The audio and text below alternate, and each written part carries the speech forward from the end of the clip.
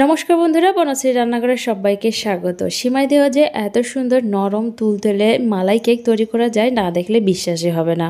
এই মালাই কেকটা খেতে এতটা বেশি মজার হয়, একবার যে খাবে তার মুখে স্বাদ লেগেই থাকবে।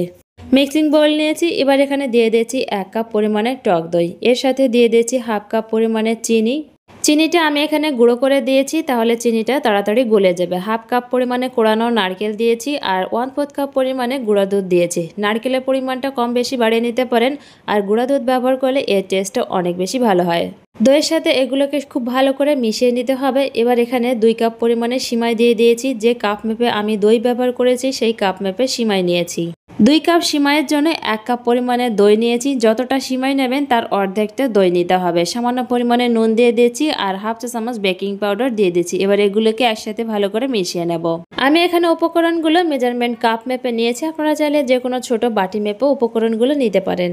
দইয়ের সাথে সিমাইটাকে ভালো করে মেশানো হয়ে গেছে। এখানে আমি একটা স্কোয়ার শেপের কেক টিন নিয়েছি, যে কোনো কেক টিন নিতে পারেন। এবার এই কেক টিনে তেল অথবা ঘি ব্রাশ করে নিতে হবে।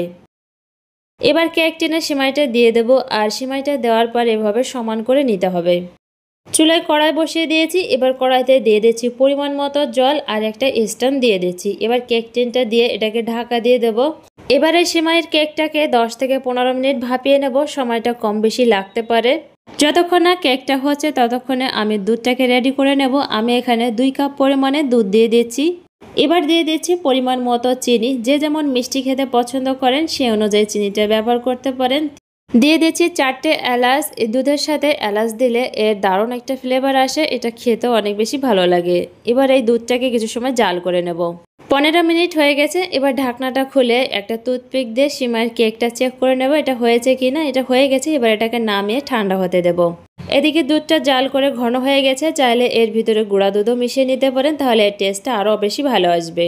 কেকটা ঠান্ডা হয়ে গেছে। কেকটার চারপাশে চাকু দিয়ে ছাড়িয়ে এবার এটাকে নামিয়ে নেব। সিমাই দেওয়া যে এভাবে নরম তুলতুলে মালাই কেক তৈরি করা যায়, না খেলে কেউ বিশ্বাসই করতে পারবে না। এভাবে যাকে মালাই কেক তৈরি করে খাওয়াবেন আপনার প্রশংসা করতে বাধ্য হবে, খেতে এতটাই মজার হয়। কেকটাকে প্রথমে মাঝখানে এভাবে কেটে নিয়েছি। এবার এই ছোট ছোট পিস করে কেটে নিয়েছি। আমি এভাবে কেটে নিয়েছি, আপনারা আপনাদের পছন্দ মতো যে কোনো শেপের কেটে নিতে পারেন।